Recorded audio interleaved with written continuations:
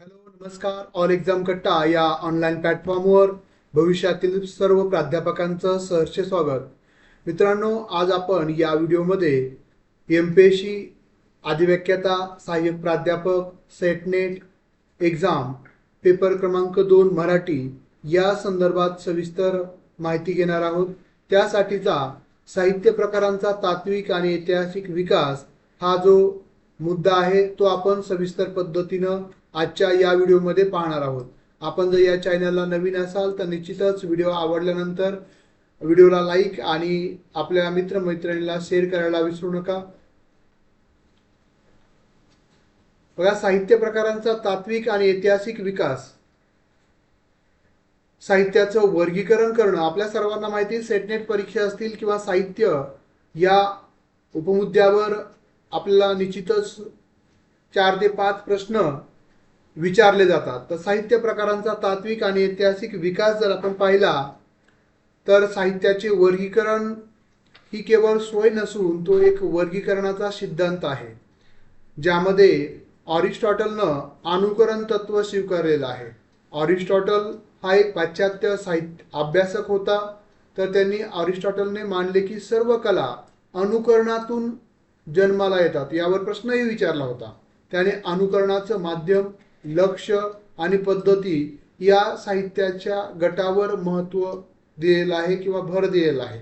त्यानंतर संस्कृत परंपरा जर आपण विचार केला तर भारतीय परंपरेमध्ये दंडी, भामह, वामन, आचार्य वामन यांनी काव्याचे सूक्ष्म प्रकार सांगितलेले आहेत. तर भरतमुनींनी नाटकाचे 10 प्रकार, दशरूपके स्पष्ट केलेले आहेत. तर बदलते स्वरूप जर आपण पाहिलं तर पूर्वी लिरिक, भावगीत हा केवळ गायनाचा प्रकार होता, परंतु प्रबोधन काळात जो साहित्याचा स्वतंत्र प्रकार बनलेला आपण पाहिलेला आहे.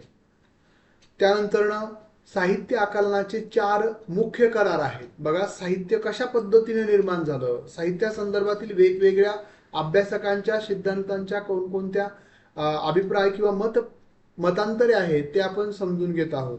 त्यानंतर साहित्य आकलनाचे 4 प्रमुख करार सांगितलेले, ज्यावर प्रश्न विचारलेले आहेत सेटनेटला. संरचनावादी अभ्यासक जॉनाथन कलर यांच्या मते वाचक जेव्हा एखादी कृती वाचतो तेव्हा लेखक आणि वाचक यांच्यात एक अलिखित करार होतो. या करारामुळे आपल्याला समजते की काय वाचायचे आहे आणि त्यातून काय अपेक्षा ठेवायची आहे. तर त्यामध्ये नाट्य करार, बघा जे करार आहेत त्यापैकी नाट्यात्मक करार म्हणजे दाखवणे. या लेखक घटना सांगत नाही तर प्रेक्षकासमोर प्रत्यक्ष घडताना दाखवतो. उदाहरणार्थ विजय तेंडुलकर यांचे घाशीराम कोतवाल यात पात्रांच्या हालचाली आणि संवेदनेतून आपला इतिहास जिवंत होतो. वैशिष्ट्य यात प्रयोग महत्त्वाचा मानला जातो नाट्यात्मक करारामध्ये. त्यानंतर दुसरा करार आहे कथात्मक करार म्हणजे सांगणे, नॅरेटिव्ह. येथे एक कथनकार असतो जो वाचकाला विश्व उलगडत असतो वाचकाच्या समोर.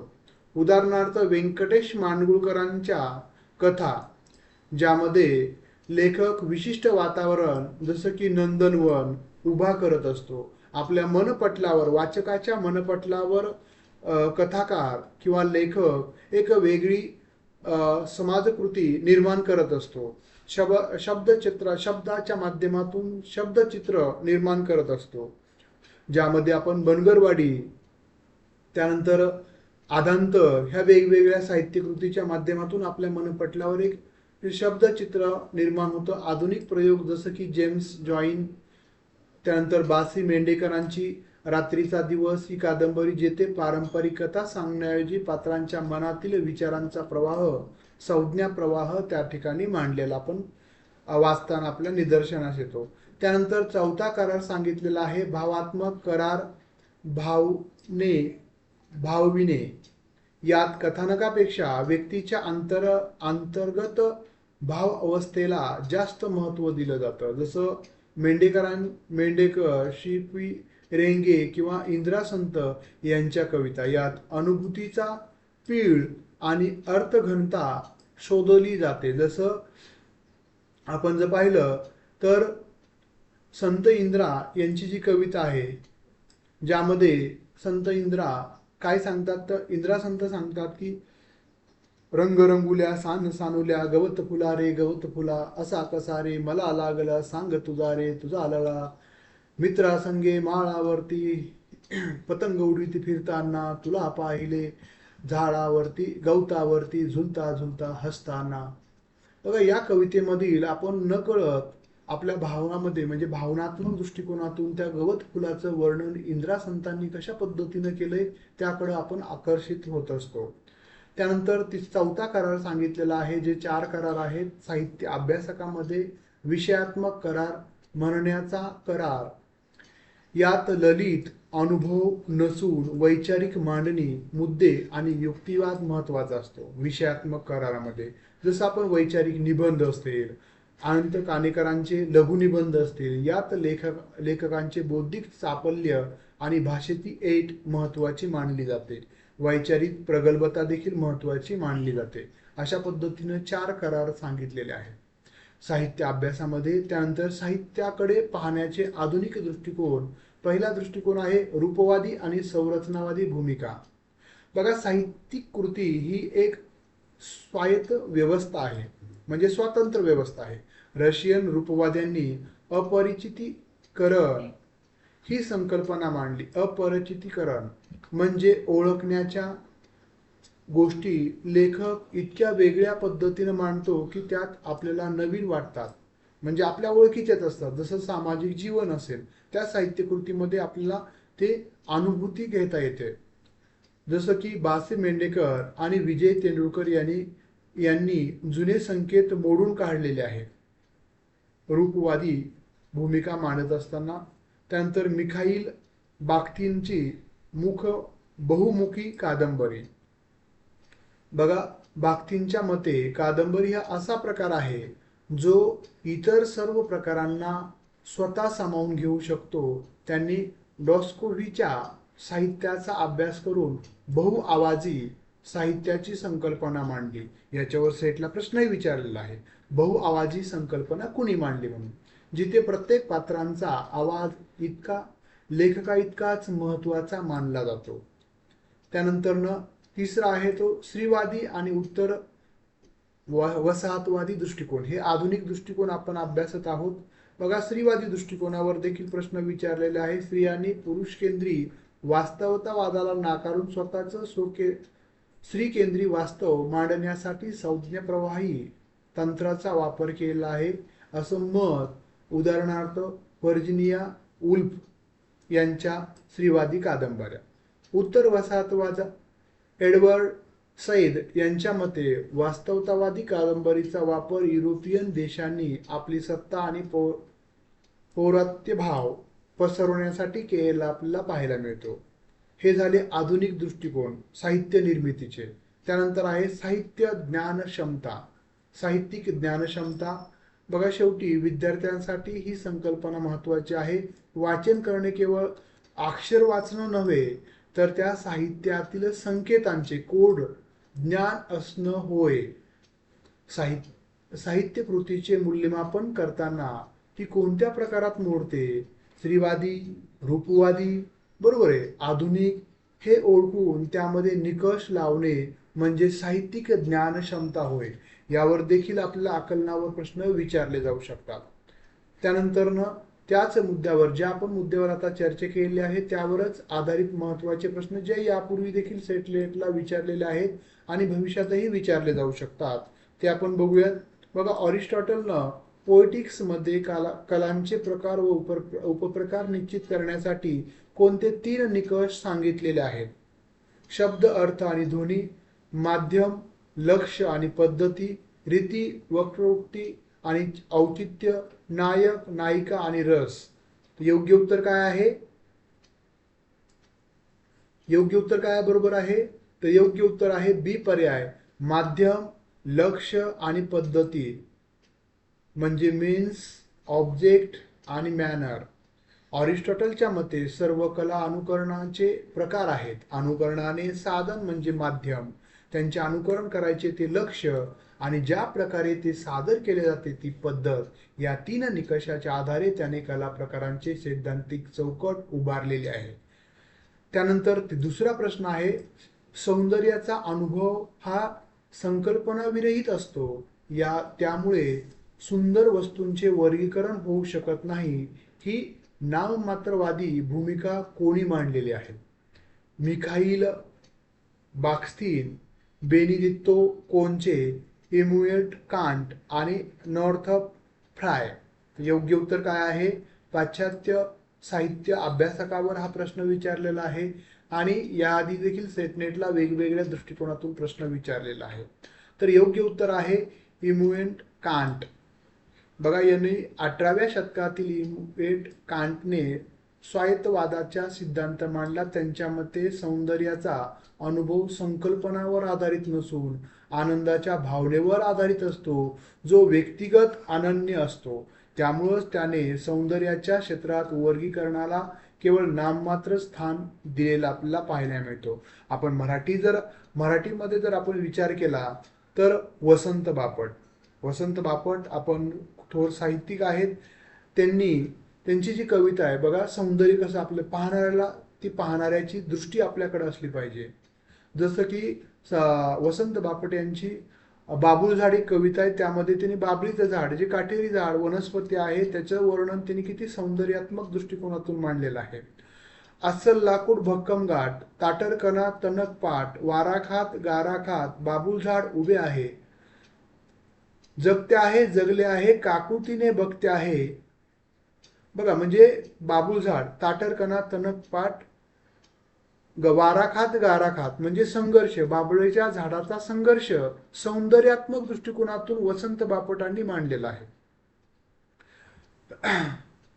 त्यानंतर तिसरा प्रश्न, साहित्यिक ज्ञानक्षमता ही संकल्पना संरचनावादी साहित्यशास्त्रामध्ये कोणी विकसित केली? Jonathan Culler, Virginia Woolf, Edward Said, Gangadhar Gadgil. तर साहित्यिक ज्ञानक्षमता यावर 100% प्रश्न विचारला जाणार आहे. तर योग्य उत्तर आहे जॉनाथन कलर, साहित्यिक ज्ञानक्षमता. बघा, जॉनाथन कलरने साहित्यिक ज्ञानक्षमता ही संकल्पना मांडली. त्यांच्या मते साहित्याचे वाचन करणे म्हणजे केवळ शब्द वाचन नव्हे, तर साहित्याची परंपरा, संकेत आणि प्रकार, व्यवस्था यांचं ज्ञान असणं होय. या ज्ञानामुळेच वाचक साहित्य कृतीचा योग्य अनुभव घेऊ शकतो. जसं बघा, आपण आता विश्वात्मके देवे येणे वाग्यज्ञे तो शावे, तो शोनी मज द्यावे पसाय दान, हे ज्या संकल्पनेमध्ये संत ज्ञानेश्वरांनी विश्वशांतीची, वैश्विक शांतीची संकल्पना मांडली. म्हणजे आपण स्वतः आपल्या स्वार्थासाठी प्रत्येकजण धावपळत करत असताना 12व्या शतकामध्ये संत ज्ञानेश्वरांनी विश्वशांतीची संकल्पना मांडणं हे खरंच महत्वाचं आहे. म्हणजे आपण ती साहित्यकृती समजून घेत असताना ज्ञानेश्वरी समजायला आपल्याकडं ज्ञानेश्वरी समजून घेण्याची कुवत असलं गरजेचं आहे, हे त्यांनी वरच्या प्रश्नामध्ये सांगितलेलं आहे.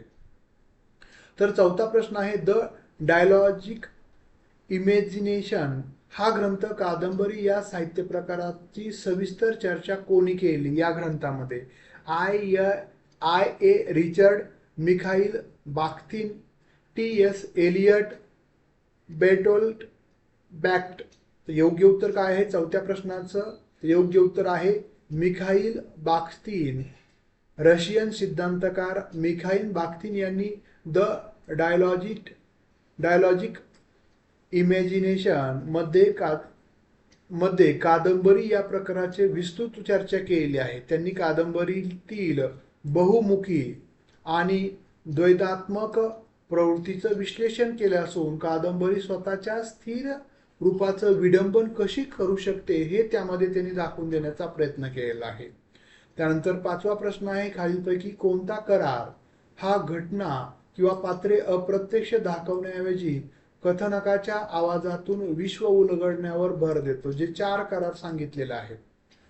तर नाट्यात्मक करार, भावात्मक करार, कथनात्मक करार, विषयात्मक करार.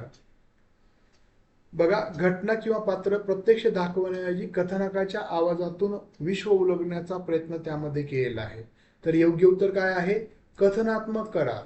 संरचनावादी भूमिकेनुसार सांगणे हा कथनाचा मुख्य करार आहे. नॅरेशन. तर यात घटना प्रत्यक्ष न दाखवता कथनकाच्या माध्यमातून वाचकापर्यंत पोहोचवल्या जातात. याउलट नाट्यात्मक करारात घटना प्रत्यक्ष दाखवल्या जातात रंगमंचावर. तर भावात्मक करारामध्ये भावावस्थेवर भर दिला जातो. अशा पद्धतीनं बघा, या मुद्द्यात म्हणजे साहित्य या संकल्पनेवर आपण सविस्तर चर्चा करण्याचा आणि जे महत्वाचे मुद्दे ते आपण अधोरेखित करण्याचा प्रयत्न केलेला आहे. ज्यांना आमच्याबरोबर किंवा ऑल एक्झाम कट्टा या यूट्यूब चॅनलच्या माध्यमातून आपण पेपर 1 आणि पेपर 2 सेट नेटसाठी, त्याबरोबर अधिवेक्यता आणि लेक्चरर आणि सहाय्यक प्राध्यापक या परीक्षेसाठी देखील मराठी विषयाचे संपूर्ण मार्गदर्शन कोर्स ऑल एक्झाम कट्टा ॲपवर उपलब्ध आहेत. ज्यासाठी तुम्हाला ऑल एक्झाम कट्टा ॲप गुगल प्ले स्टोरवरून डाउनलोड करायचा आहे. आणि जर तुम्ही आज अक्षय तृतीया असल्यामुळं जर तुम्हाला कोर्स जॉईन करायचा असेल तर फक्त ही सवलत आजच्या दिवसासाठी असेल.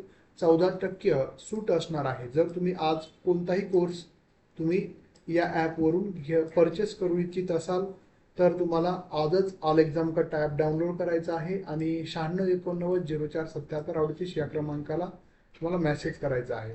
सेटनेटचा दोन्ही विषयाचा कोर्स तुम्हाला जर घ्यायचा असेल एकत्र घेतला तर तो तुम्हाला 3000 रुपयामध्ये 1 वर्षाच्या व्हॅलिडिटीसह उपलब्ध आहे. ज्यामध्ये सर्व घटकांच्या नोट्स, सर्व घटकावर आधारित 10 टेस्ट सिरीज ज्या ॲपवर तुम्ही लॅपटॉपवर मोबाईलवर सोडू शकता आणि ऑफलाईनही तुम्ही प्रिंटआउट घेऊन सोडू शकता. 10 घटकांच्या साधारणतः 3000 पेजच्या नोट्स, 3500 पेजच्या नोट्स तुम्हाला पेपर 1च्या मिळतील, पेपर 2च्या मिळतील. त्यानंतर पेपर 1च्या 700 पेजच्या नोट्स आहेत त्याही तुम्हाला पाठवल्या जातील, ज्या तुम्ही प्रिंटआउट काढू शकता. त्यानंतर मागील प्रश्नपत्रिका विश्लेषण पेपर 1 आणि पेपर 2चं देखील तुम्हाला सर्व प्रश्नपत्रिकेचं विश्लेषण मिळणार आहे. ज्या विद्यार्थ्यांना कोर्स जॉईन करायचा असेल तर तुम्ही या नंबरला संपर्क करू शकता. त्यासाठी तुम्हाला ऑल एक्झाम कट्टा हे गुगल प्ले स्टोरवरील ॲप डाउनलोड करावं लागेल. बघा, सेट परीक्षेची नोटिफिकेशन लवकरात लवकर जाहीर होणार आहे. आणि अनेक विद्यार्थ्यांनी कालच्या डिस्क्रिप्शन बॉक्समध्ये प्रश्न विचारला होता मराठी विषयासाठीचा की MPSCची सहाय्यक प्राध्यापकाची परीक्षा कधी होणार आहे. तर त्याची शेड्यूल आणखी आलेलं नाहीये, पण 1 महिना आधी येईल. त्यामुळं कधीही शेड्यूल जाहीर होऊ शकतं. आपल्यासाठी ही खूप महत्त्वाची संधी आहे ज्याचं आपण सातत्यातून सोनं करू शकतो. हा व्हिडिओ आवडला असेल तर निश्चितच लाईक आणि शेअर करायला विसरू नका. धन्यवाद. बेस्ट.